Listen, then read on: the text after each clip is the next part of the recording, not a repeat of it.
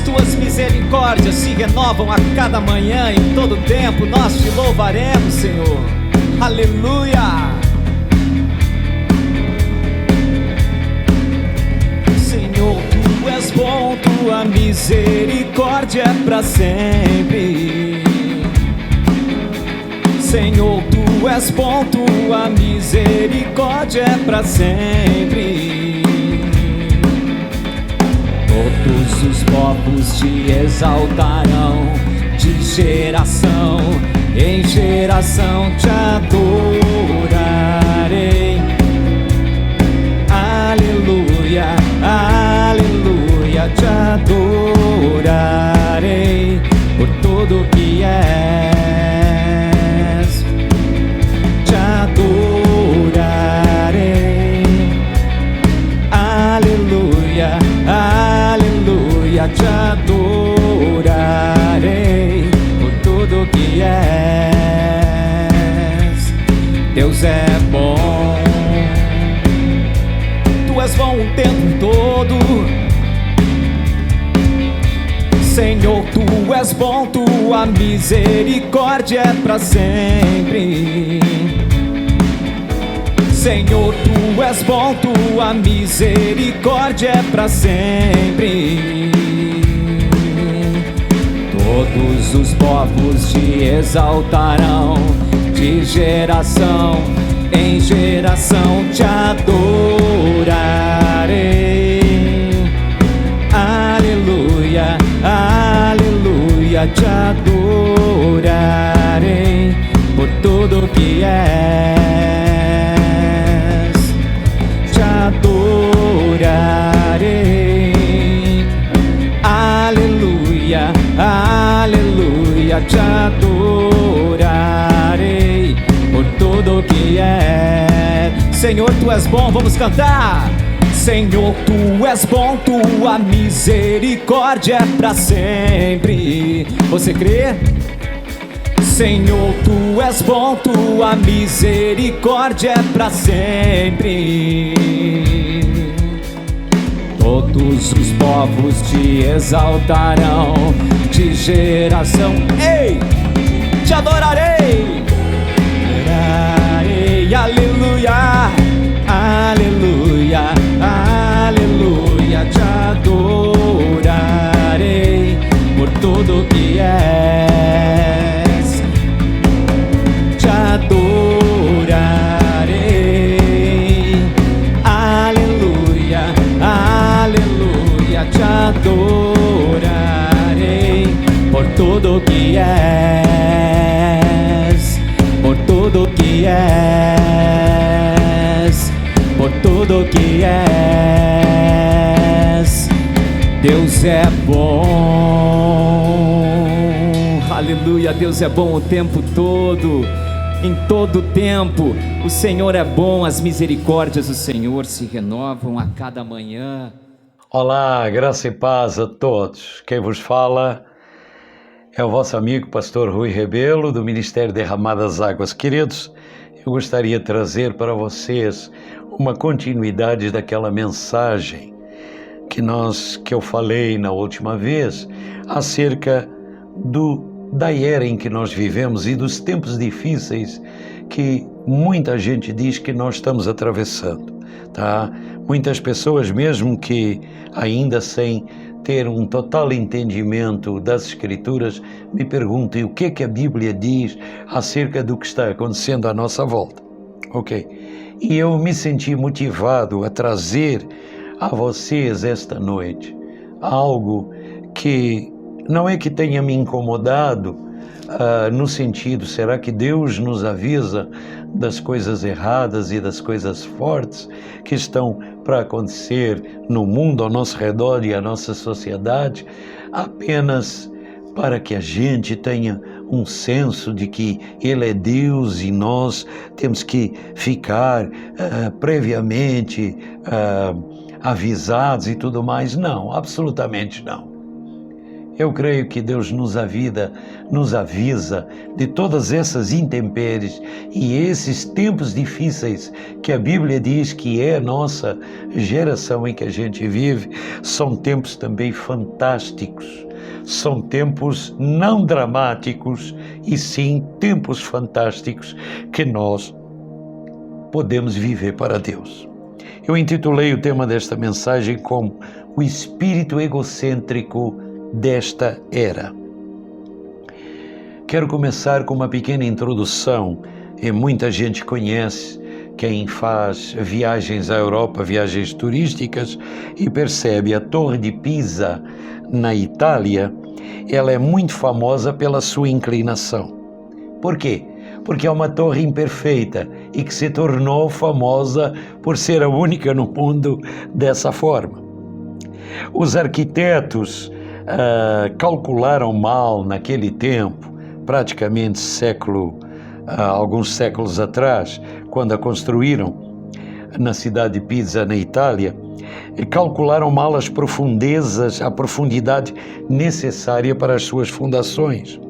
E eles decidiram construir, já que ela, na sua construção, estava começando a ter uma certa inclinação, eles começaram a construir andares mais altos de um lado do que do lado oposto, para compensar a inclinação. Mas de nada adiantou, a obra está concluída, está ali, e nós todos hoje vemos, não é uma maravilha no mundo, mas é realmente alguma coisa, alguma construção dos homens que as pessoas querem visitar para ver como é que alguma coisa torta ainda consegue ficar naquela inclinação e ser uma atração turística como ela é até hoje.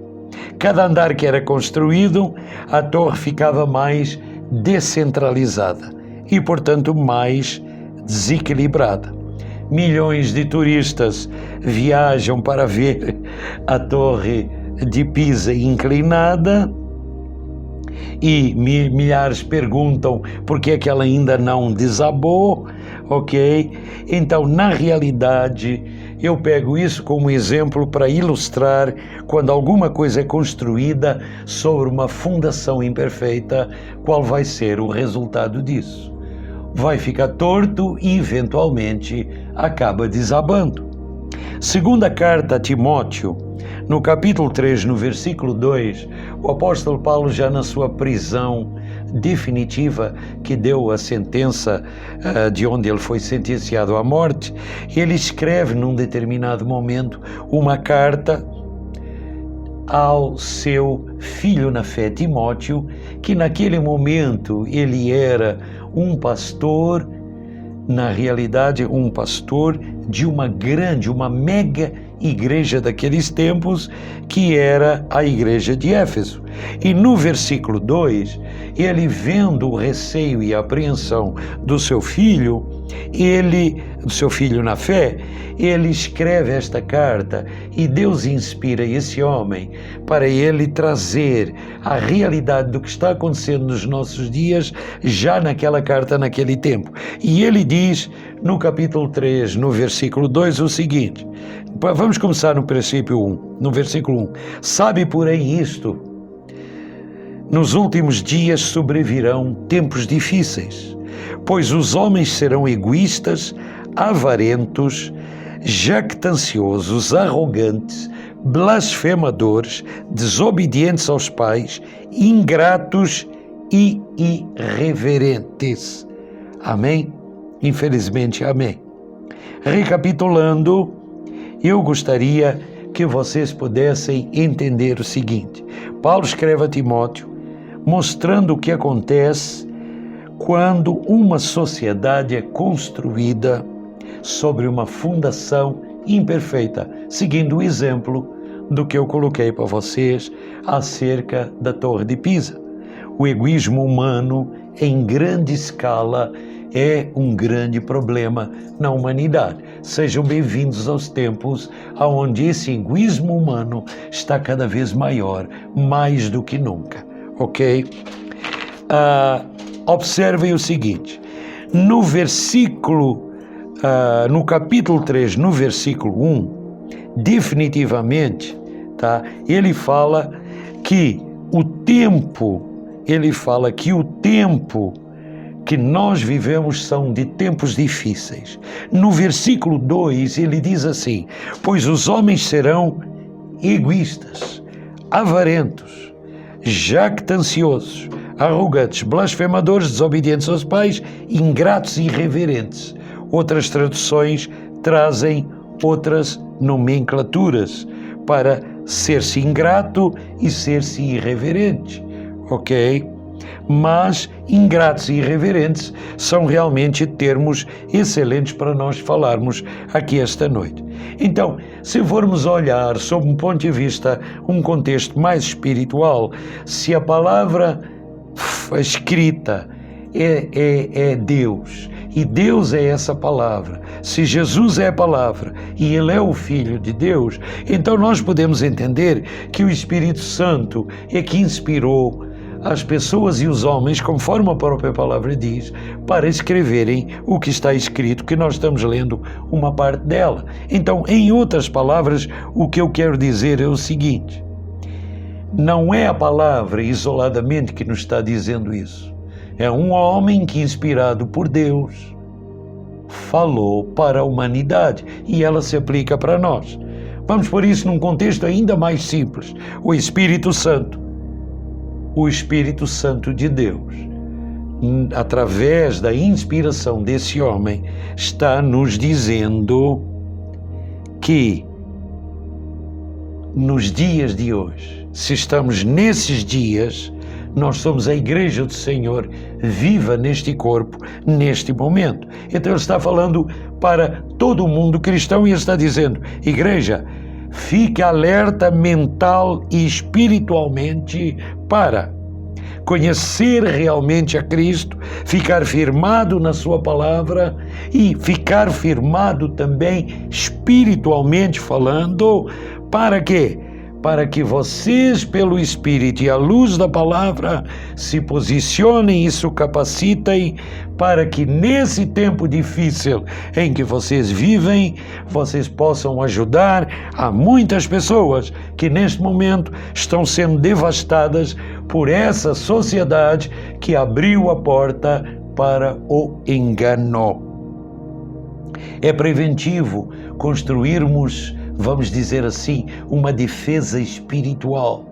Como é que o cristão constrói defesa? Como é que ele constrói um muro espiritual para que ele não possa ser atingido pelo engano, não possa ser atingido por homens que são egoístas, por homens avarentos, jactanciosos, arrogantes, mas principalmente pelo egoísmo desta sociedade neste momento. Na realidade, nós precisamos de proteger nossa família, nossos filhos e, por que não dizer, nossos irmãos na fé. Esse é o motivo porque é que eu estou fazendo esta gravação e trazendo a vocês o que eu entendo à luz da palavra de Deus, que todos nós devemos nos proteger e ajudar uns aos outros mutuamente com estas verdades. Amém? Ajudar estrategicamente aquelas pessoas que já possam estar em algum sofrimento desnecessário é para ontem. Não digo mais para hoje, é para ontem. Intimidade maior com Jesus é uma intimidade maior com a palavra, é uma intimidade maior com Deus.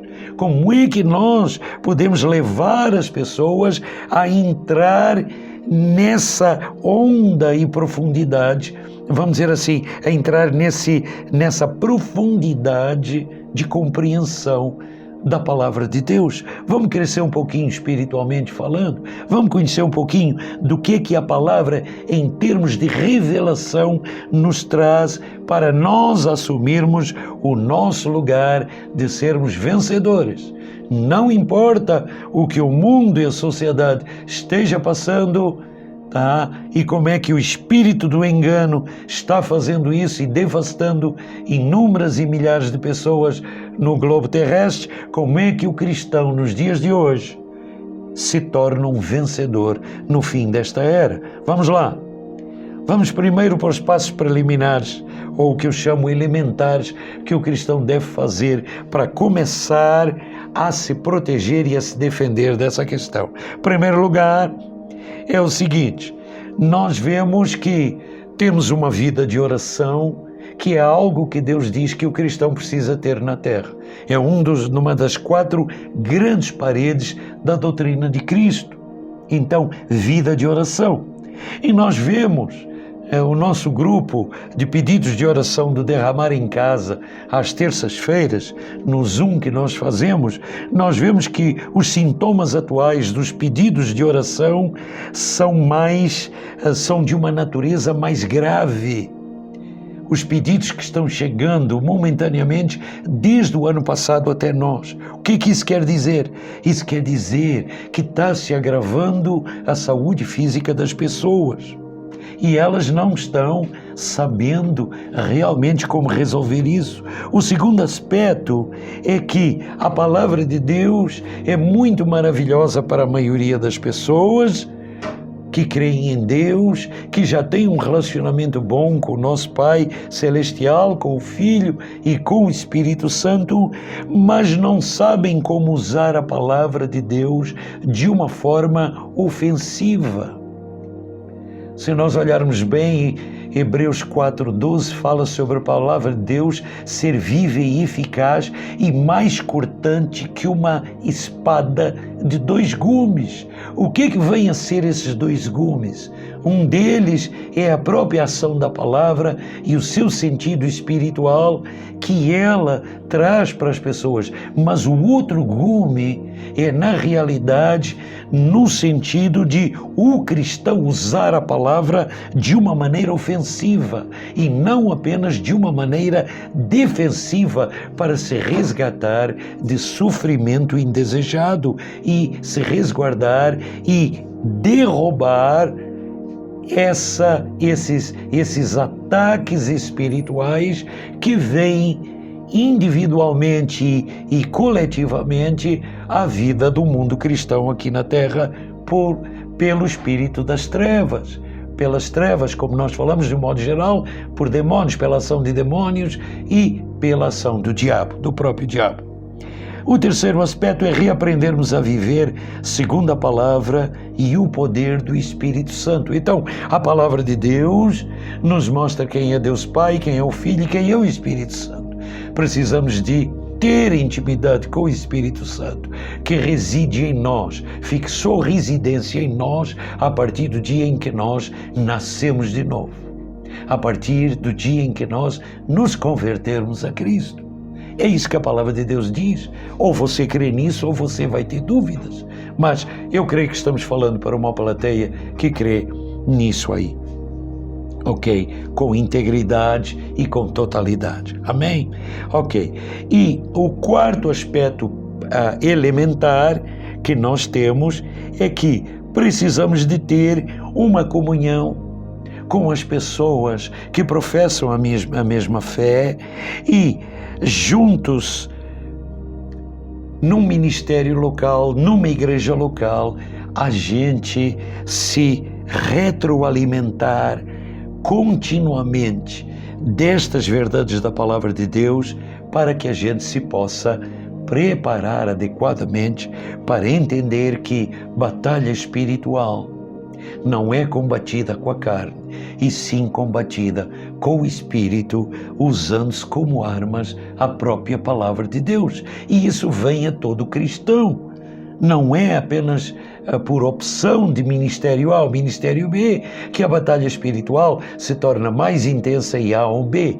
Todo cristão terá que combater e aprender a combater o bom combate da fé, aprender a combater as trevas em fé, ou seja, pegar as verdades da palavra de Deus, crer e automaticamente agir da forma que ele vai crer na palavra e, portanto, assim fazer, agir, fazer, falar, ok?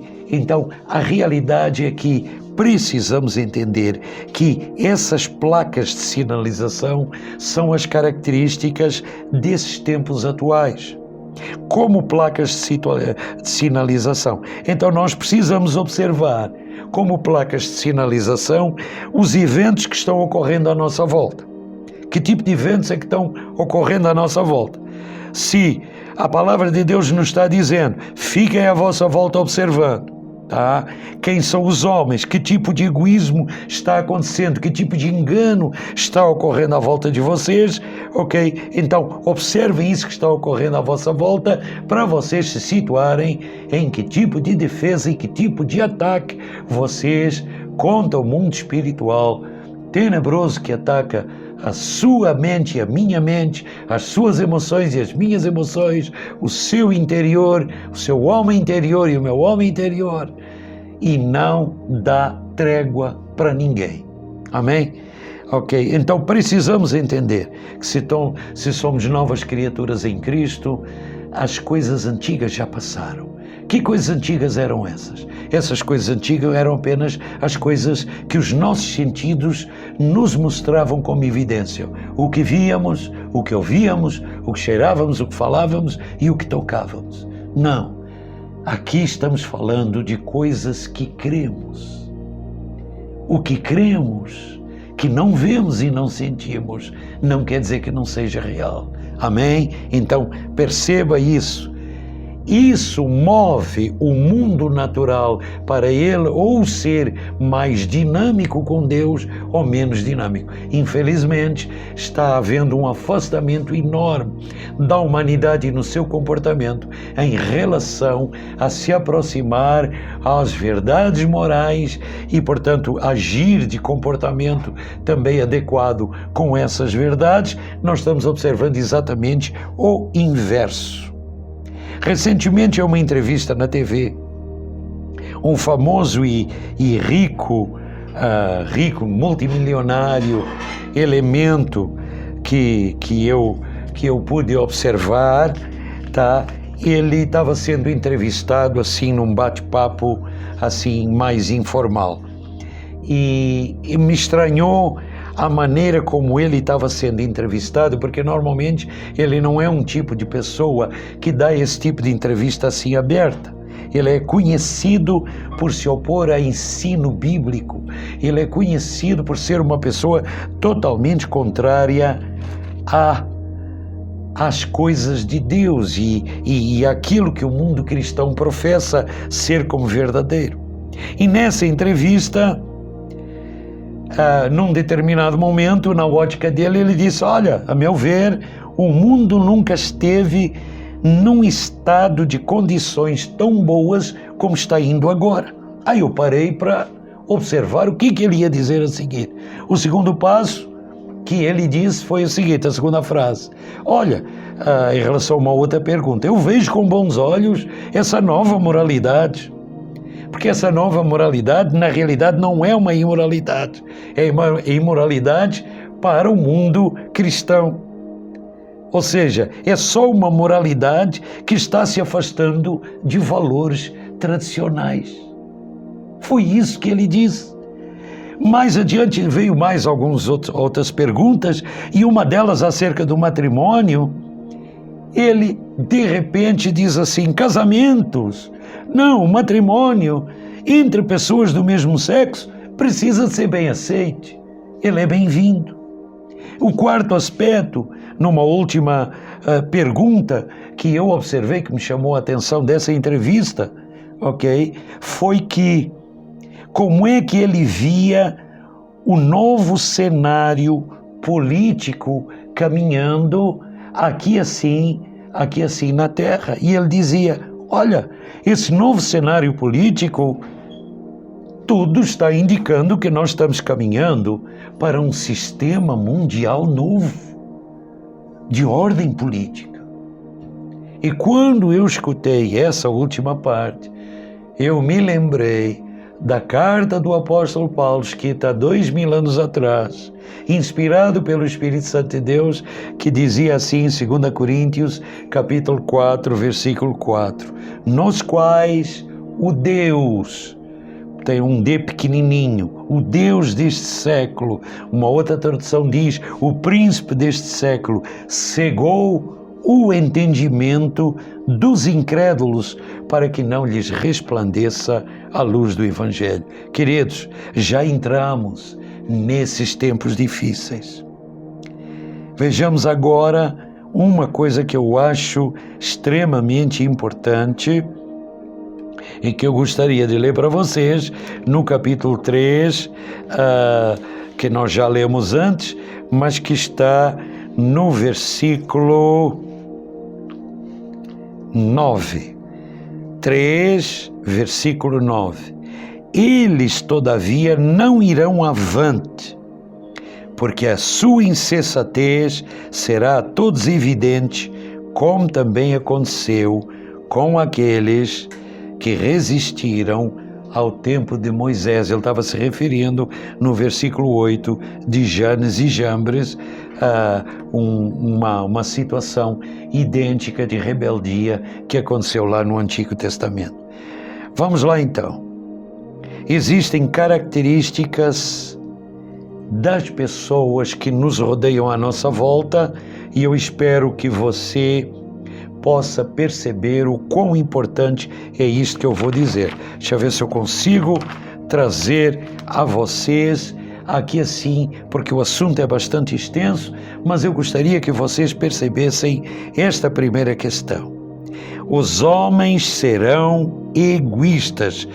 2 Timóteo capítulo 3, versículo 2. Tá? Vamos parar por aí. Pega só essa frase. Portanto, uma sociedade egocêntrica focada no eu da própria pessoa. É uma palavra grega, tá? E eu não sou especialista do grego, mas eu tive que olhar numa concordância bíblica acerca do que é que representava essa palavra grega, tá? Que é a palavra grega philautos, tá? Que representa afeto profundo por si mesmo, atração profunda que o elemento humano, que o ser humano tem por si mesmo. Portanto, estamos entrando na era de sociedades, de uma sociedade egocêntrica e focada em si mesmo. Quer um exemplo prático disso? Um dia desses passei num shopping e tinha uma livraria ali aberta e enquanto eu estava vendo algumas outras coisas, vários livros, os títulos, eu gosto de ler os títulos dos livros expostos, e eu pude ver que grande parte das prateleiras tinham livros, por assim dizer, de autoajuda. Ok? Livros que encorajam as pessoas a se amarem a si mesmos em primeiro lugar. Não falam de Deus, não falam da dependência que nós como filhos precisamos de Deus Pai, Filho e Espírito Santo, mas falam de como por si mesmo as pessoas podem se amar melhor e se querer melhor a si mesmos para serem bem-sucedidos aqui na Bíblia. Ok? Entramos na era de um egoísmo que está exaltando de uma forma egocêntrica e focada no eu de cada pessoa. Ok? E isso nós sabemos que também é bíblico. O Senhor Jesus ensinou em Mateus 22, 39, um amor saudável, que ele diz: amem-se uns aos outros como o Senhor vos amou a vós mesmos. Isso é um amor saudável. Não é o que eu estou querendo dizer aqui de egoísmo humano, porque este egoísmo humano é um egoísmo humano que desconsidera Deus e desconsidera uma série de outras coisas. Mas permitam eu trazer um pouquinho mais disto, ok? 2 Timóteo capítulo 3, versículo 2, diz claramente que o amor próprio, o amor do eu, se ele ficar desequilibrado, ele tem fundamentos imperfeitos. Se ele tem fundamentos imperfeitos, ele vai trazer resultados tortos, resultados desequilibrados, resultados imperfeitos, que nem o exemplo que eu disse no início da mensagem com a Torre de Pisa. Dinheiro mal direcionado é uma outra grande característica. Nós estamos vendo as pessoas amantes do dinheiro, ok? Praticamente dentro de uma característica de avareza. Por quê? Porque tem um amor desordenado pelo dinheiro, uma preocupação anormal pelo dinheiro e uma fixação profunda em bens materiais, como isso sendo tudo e apenas isso que deve reger o sucesso e a vida do ser humano. Já estava escrito em Eclesiastes, estou lembrando agora, no capítulo 5, versículo 10, que diz: quem ama o dinheiro mais do que ama o seu Criador, jamais dele se fartará. Salmos 62, 10, tem uma frase lá do Salmo 62 que diz: se as vossas riquezas prosperam, não ponhais nela o vosso coração. Ou seja, se as vossas riquezas vão vos trazer prosperidade material e financeira, não quer dizer que vocês têm que viver para isso e pôr o vosso coração e todo o vosso esforço nesse processo. Vou dar mais uma terceira palavra.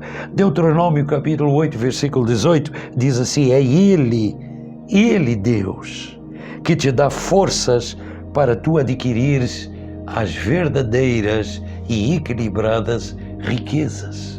Amém? Essa equilibradas, grifo aqui meu, ok? Então, Mateus 6:21, o Senhor diz claramente, deixa eu ler para vocês, Mateus 6:21, ele diz assim: porque onde está o teu tesouro, aí estará também o teu coração. Ok, por que é importante eu citar isso? 2 Timóteo capítulo 3, versículo 2, existem várias versões bíblicas que são interpretativas. Uma delas, ou seja, elas não distorcem a verdade central de cada versículo, mas elas traduzem com palavras e com sinônimos o sentido de cada versículo, não fugindo ao contexto original. Então, não são traduções, são interpretações. Numa dessas interpretações, da carta de 2 Timóteo, no capítulo 3, versículo 2, eu vou ler para vocês porque me chamou a atenção, para corroborar isso que nós estamos falando aqui. Os homens serão egocêntricos, focados, obcecados e voltados para si mesmo e mais apaixonados por si mesmo do que por qualquer outra pessoa. Como resultado desse amor egoísta, eles serão levados a obter cada vez mais e mais daquilo que está no seu coração. Ok, agora eu poderia alongar mais, mas nós não temos tempo hábil para fazer isso. Então, alguém pode estar pensando, e eu mesmo ao escrever isto, pensei também da mesma forma, quais são os passos práticos que nós podemos tomar desta situação. Vamos lá. Meu irmão, meu amigo, minha irmã, queridos parceiros de fé, companheiros da fé de Cristo, vamos então entender. Rapidamente analise e olhe, segunda carta a Coríntios, capítulo 13, versículo 5, Paulo incentiva o pessoal de Corinto a se examinarem a eles mesmos. Ou seja, aí essa palavra no original quer dizer: faça uma avaliação intensa de tudo o que vocês estão fazendo para Deus e o que vocês conhecem de Deus e das Escrituras. Assim, nós temos que fazer agora um exame meticuloso na era em que nós vivermos, para não sermos envolvidos por essa onda de modificações e acharmos que está tudo muito bem, obrigado. Se está moralmente correto, mas não está de acordo com a palavra de Deus, então não está moralmente correto. É apenas conceitual tudo isso que está sendo falado, que está correto. Qual é o primeiro passo, então, que nós temos que fazer para a gente alertar os outros e nós mesmos andarmos nas condições ideais? O primeiro delas é: o que é que eu faço com o meu tempo? É uma pergunta de autoavaliação. O que é que eu faço com esse tempo comigo e com os outros? Quanto tempo eu estou gastando com os outros? Quanto tempo eu estou servindo na igreja? Quanto tempo eu estou servindo no ministério? Como é que eu gasto o meu tempo com a família? Qual é a forma e o tempo que eu gasto com Deus, pessoalmente e em grupo? Esse é o primeiro passo. Ou seja, faça essa autoavaliação. Posso continuar? Segundo passo dessa autoavaliação. Os meus hábitos financeiros, todos os meus hábitos financeiros, o que eles revelam a meu respeito? O que eles estão dizendo acerca da minha conduta? Será que eu estou com hábitos financeiros saudáveis ou eu sou desordenado no controle daquilo que vem às minhas mãos como ganho financeiro e material? São tempos em que nós precisamos ajustar e fazer essa autoavaliação adequadamente. O terceiro passo dessa avaliação é outra pergunta: o que eu faço para servir aos outros? Eu vou orar com os outros estão orando por mim. Que tipo de intercessão periódica eu estou pleiteando a causa dos outros em oração diante de Deus? Eu sou tanto filho de Deus quanto vocês que nos assistem. Somos corpo de Cristo aqui na terra. Como é que está a nossa vida intercessória uns pelos outros? Estamos orando de facto pela nossa nação? Estamos orando pelo nosso governo da maneira adequada? Estamos orando pela nossa igreja local, pelos nossos ministérios locais? Como é que nós estamos levando isso adiante? Por favor, me queiram bem, que não custa nada, que eu sempre brinco e digo isso, ok? Mas num sentido carinhoso. São autoavaliações, são questões que eu estou fazendo essas mesmas perguntas para mim mesmo. Por quê? Porque são passos práticos que em cima disso nós precisamos tomar. Um outro quarto passo seria: que sacrifícios pessoais eu faço ou eu devo fazer para servir ao Senhor nos dias de hoje? Abrir mão de algo para ajudar outra pessoa, será que é só para a emergência da emergência? Hoje mesmo eu tive que abrir mão de fazer algumas coisas que eu tinha perdido, que eu tinha pedido para não ser interrompido, para eu ajudar outros bem chegados a mim, da minha família da fé e também da minha família de sangue, ok? Em detrimento daquilo que eu mesmo teria que fazer. Louvado seja o nome do Senhor. Por isso que eu coloquei isso aqui. E o nosso quinto passo dessa autoavaliação é: o que eu estou sacrificando no meu dia a dia para ser obediente a Deus? Faça essa avaliação. Por exemplo, nesse último ponto, eu estou abrindo mão em minha vida pessoal a fim de andar em obediência a Deus e à sua palavra? Estou abrindo mão de alguma coisa ou eu estou dentro da mesma rotina e ambiente de coisas que eu estou fazendo? Eu estou disposto, faço essa pergunta: estamos dispostos a passar por inconveniências para ajudar outra pessoa ou para servir na igreja? Sim ou não? Estamos colocando em risco os nossos próprios confortos e prazeres para priorizarmos aquilo que Deus está dizendo para nós fazermos com fé e de cabeça erguida nesses tempos difíceis? Então, eu recomendo este resumo que eu vou colocar para vocês. Sejamos de alto nível de honestidade em responder a todas essas perguntas.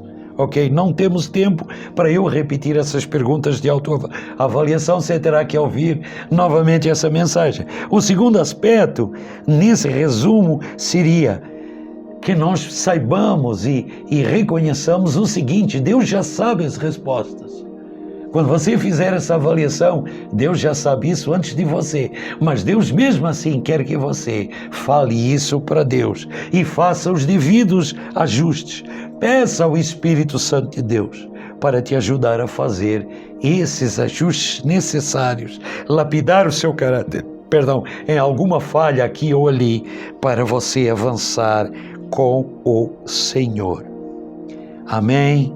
Louvado seja o nome do Senhor Jesus. Então, diante dessas autoavaliações e diante desse cenário de egoísmo e dessa era que a humanidade está começando a construir à sua volta, nós precisamos de ficar firme nos passos que nós precisamos de dar para atender ao Senhor, não sendo envolvidos e afetados diretamente por essas questões à nossa volta.